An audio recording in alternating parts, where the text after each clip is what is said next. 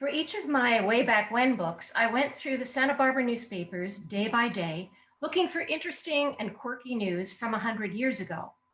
The local papers that we had here in 1918 were the Morning Press, the Daily News and Independent, and both in Santa Barbara, and the Carpinteria Valley News. The first war-related news in the local papers appeared in April 1914, but this was not about news about the war in Europe, which had not started yet. People here were really concerned about the revolution in Mexico. Troop trains passed through Santa Barbara on their way to Mexico. Our local newspapers carried headlines such as, "More soldiers pass through on way to border."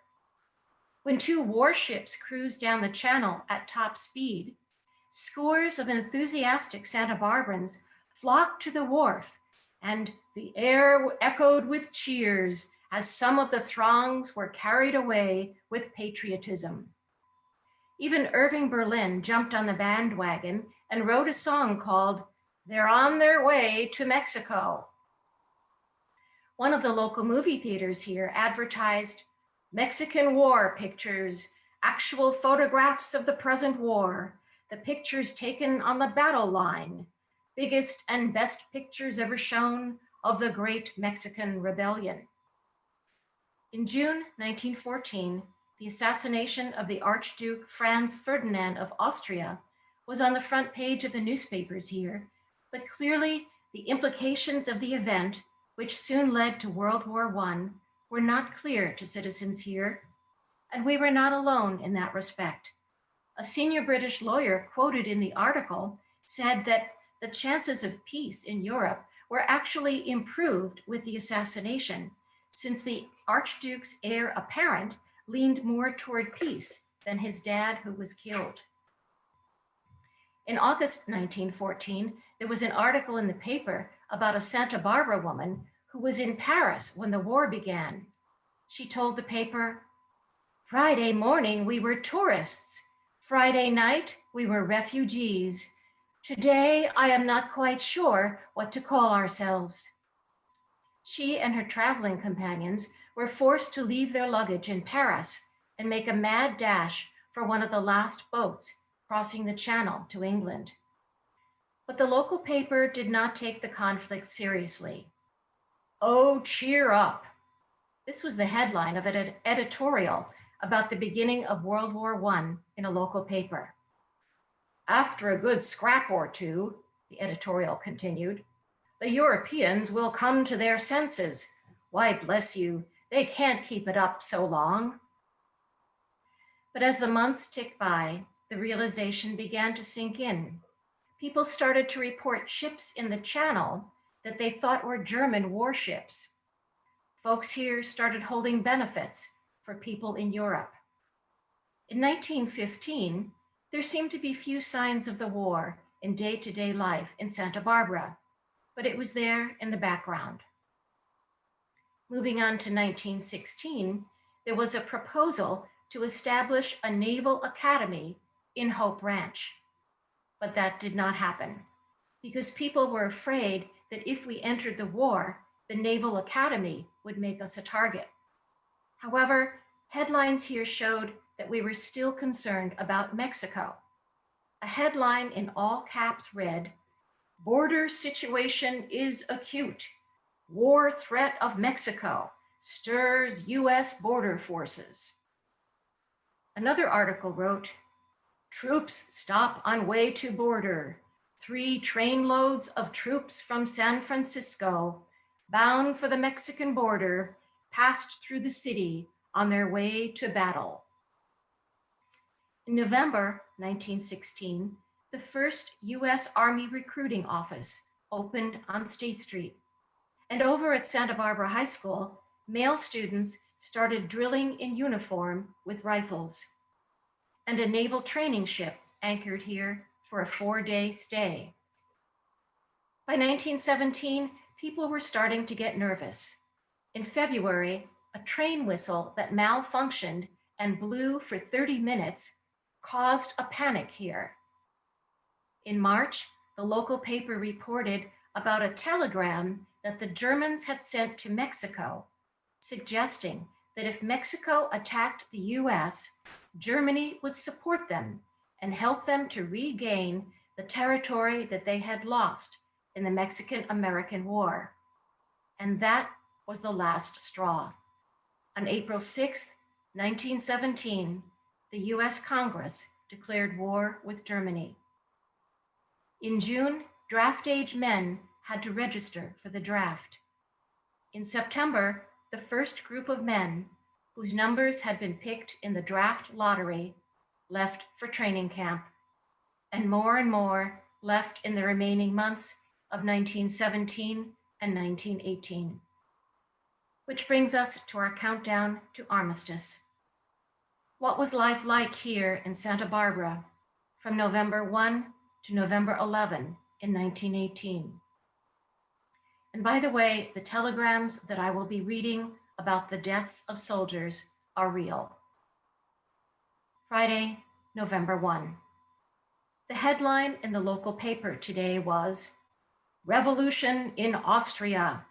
Kaiser Wilhelm II abdicates Hun throne," in letters almost 2 inches high, in an article that told how the people and troops of Austria revolted and declared a republic. There were 10 articles today about the Spanish flu epidemic. One of them was the notice about a funeral for an 18-year-old Santa Barbara man who had died of the flu in an army training camp in Spokane, Washington. The article mentioned that he had left on the train to go to the camp with 19 other draftees only 2 weeks earlier. 2 other young men from that same group were listed as dangerously ill. The city health officer emphasized that everyone in Santa Barbara who had flu symptoms was required to wear a gauze mask, and anyone who was taking care of a flu patient was also required to wear a mask. So far, there were 456 cases of flu in Santa Barbara. This put a strain on the facilities at Cottage Hospital. So an emergency hospital was established in a vacant school. There were 23 new cases reported yesterday. An article about how to treat the flu noted that no disease develops so quickly or spreads so rapidly. The first symptom is usually a sharp rise in temperature to 103 or 104 degrees. Many people stayed home because they were sick or to avoid contact with people who were sick. There were no trick-or-treaters on Halloween. Schools and theaters were closed. There was no radio or TV in those days. So the local record store allowed people to telephone and order a record to be delivered to their home on approval and have it picked up again the next morning. There were 3 telegrams delivered to Santa Barbara families today. Telegram for Mr. and Mrs. Henry Faciolo. We deeply regret to inform you that your son William died from the influenza at the training camp in Spokane, Washington. Telegram for Mr. and Mrs. Arthur Hodgkins. We deeply regret to inform you that your son Ernest died from his wounds in action in France. Telegram for Mr. and Mrs. Charles Hall. We deeply regret to inform you that your son John died from his wounds in action in France. Saturday, November 2nd. Again, there were 2-inch headlines in local papers today. Revolt covers Germany. In other news, there was a notice to voters to approve the measure to prohibit alcohol in California. Also, the Red Cross was asking people to bring papers, magazines, bottles, tinfoil, clothing, rags, old tires, and old rubber to their headquarters. Because churches were closed, the newspaper was printing sermons from local clergy who tried to give some hope to people. One minister wrote, "Fellow citizens, out of the turmoil and the strife of world war, out of the baptism of blood and tears of the last 4 years, let us with resolute hearts face the new day of world peace." The flu situation here was worsening. There were 32 new cases yesterday, and today, as of 2 p.m., there were 24 new cases. The Board of Health and local doctors would be meeting this evening to discuss the situation. The local Red Cross was almost out of masks. People were advised to make their own. Telegram for Mr. and Mrs. Christensen of Carpinteria. We deeply regret to inform you that your son Dennison died from the influenza at the training camp in Spokane, Washington. Sunday, November 3rd. The front page headlines today were, "Yankees at Hun's last stronghold." In other news, it was reported that Santa Barbara was considering developing a place for airplanes to land. Alan Lockheed told the local paper, "After the war, aeroplanes are going to be as numerous as grasshoppers. Hundreds will be seen hovering in the air on mail routes and as passengers and other carriers." At the meeting of the doctors and Board of Health last night, it was reported that there had been 37 new cases of the flu yesterday. Doctors advised that all sick persons wear masks to avoid spreading germs. They said that there was no need for healthy people to wear masks. No telegrams were received today, but Mr. James Martin got a letter from his son who was in the army in France. His son was wounded and in a French hospital. Joseph Carr, a young man who had been the managing editor of the local paper, had volunteered to serve with the Grizzlies, a group of Army volunteers from California. Today, the paper received a letter from his father in New York stating that his son had been killed in action in France. Monday, November 4. Today, the Board of Health announced that anyone who wished to ride on the streetcar must wear a mask. 16 new flu cases were reported yesterday and early today as of press time. It was announced that next week, on November 11, 297 young men from Santa Barbara County would leave on a train to go to their training camp. The men would each receive sweaters or scarves. One telegram arrived today.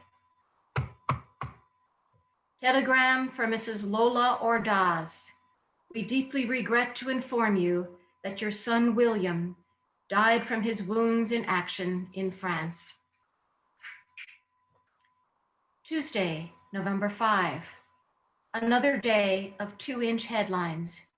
These read, "Germany must give up.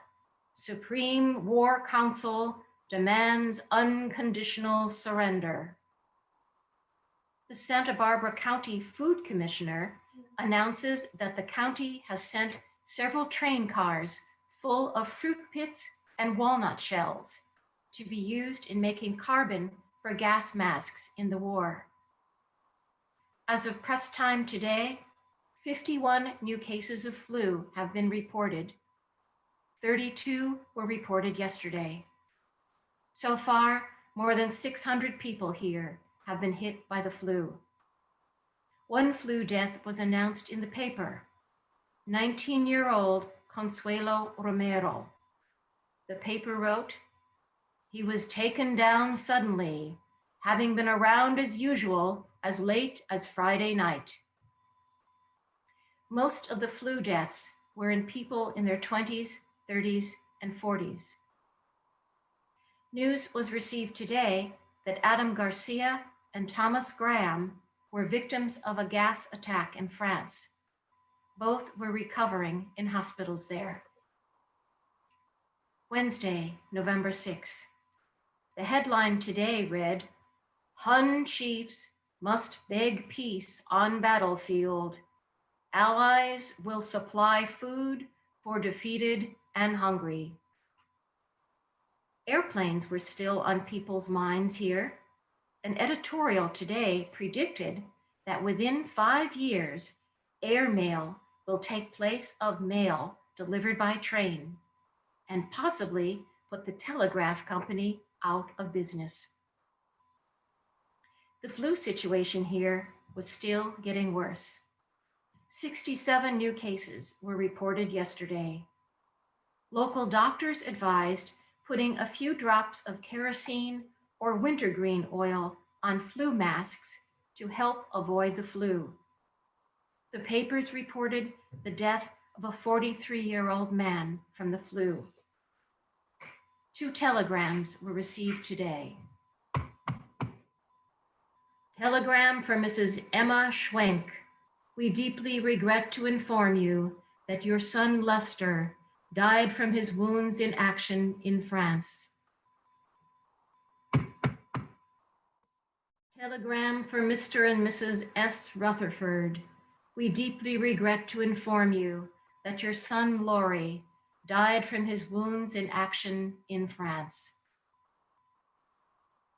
Thursday, November 7. The 2-inch headline today was, Hun stronghold burns. But the big news of the day was what we now call the False Armistice. Someone in Europe sent a message back to the US that Germany had signed the peace agreement, but it was sent in error and was quickly denied 2 hours later by the US State Department. Here in Santa Barbara, the local telephone office reported that there were more than 47,000 calls in a 1-hour period on this day. The local health department announced that 72 new flu cases were recorded yesterday. The Visiting Nurse Association had nurses who cared for sick people in their homes. One paper commented, whole families are stricken at once, with no one to do the smallest service for them. Little children calling mama, wandering about uncared for, while mama and papa are abed, tossing with fever. The City Council discussed creating a municipal monument in honor of the Santa Barbara men who served in the war, but this was not done. It was announced today that George Ahern, one of the Flying A movie studio's actors who was drafted from Santa Barbara, was killed in action in France. Friday, November 8. Today's headline, Whole German Navy in Revolt. The flu dominated the local news today. One paper reported, grip victims decrease in number. The other paper stated, flu epidemic unabated. One paper said that there were 16 new flu cases yesterday. The other paper said 22. It was announced that there was a vaccine for the flu, but opinions varied as to whether or not it was effective. You had to receive 3 injections 2 days apart. There were no quarantine signs in Santa Barbara posted at homes where there were flu cases, so people making deliveries had no way of knowing where the flu germs were lurking. Many cities used such signs. The editorial in a local paper urged the posting of these signs. Saturday, November 9. Today's 2-inch headline, Vote German Republic. Emperor defies ultimatum demanding abdication and crown prince's renunciation. 32 new flu cases were reported as of 2 p.m. today. Yesterday, a total of 41 were reported. That brought the number up for the week to 221. Only 6 people showed up for the vaccine yesterday. The paper further announced that people had to wear approved style flu masks in order to ride in the streetcars. Just a scarf was not enough. With the talk of armistice in the papers, the mayor and the city council were looking forward to attracting tourists here. The paper wrote, "The big move has been made to develop Santa Barbara as a summer resort, as well as a place attractive to winter tourists." Telegram for Mrs. Mary Compton of Montecito. "We deeply regret to inform you that your son William died from his wounds in action in France." Sunday, November 10. Today's headline: "Revolt grows hourly despite Kaiser's reported abdication." The only flu news today was a strange article that someone in Santa Barbara noticed that cats are sneezing and says they have the flu as well. From Sacramento comes news that among the first women elected to serve in the California legislature was a woman who had grown up here and graduated from Santa Barbara High School. Her name was Grace Green Doris. No relation. Just a moment, please. The final figures were in, and it was announced that there were more than 2,800 automobiles registered in the city of Santa Barbara. And so ended the last 10 days of the war to end all wars. Monday, November 11. It happened here at 1 a.m. in the morning. I'll let the headlines in the papers here speak for themselves. "Joy unceasing, loosened in Santa Barbara, on clanging of many bells. Peace, guns roar, hushed on Western Front, Germany surrenders. War ends with object of victors attained, declares President." And the last one, "President reads truce terms to Congress. Conditions strip Germany of all war-making powers." The paper reported that the bells at the mission rang and rang and rang. Some factory whistles blew as well. At 3 a.m., a procession of 500 automobiles was rushing up and down State Street from the mountains to the sea. At 5 a.m., 2,000 people were singing "Over There" and the Star-Spangled Banner on street corners here. A band was leading them, and the city was filled with noises of all varieties. The flu hung around for several more months, and the dreaded telegrams kept coming about soldiers who had died before the armistice, but at least the war was over. I have included a special memorial page at the end of my 1918 book with the names of the nearly 70 young men from Santa Barbara County who were killed in the war.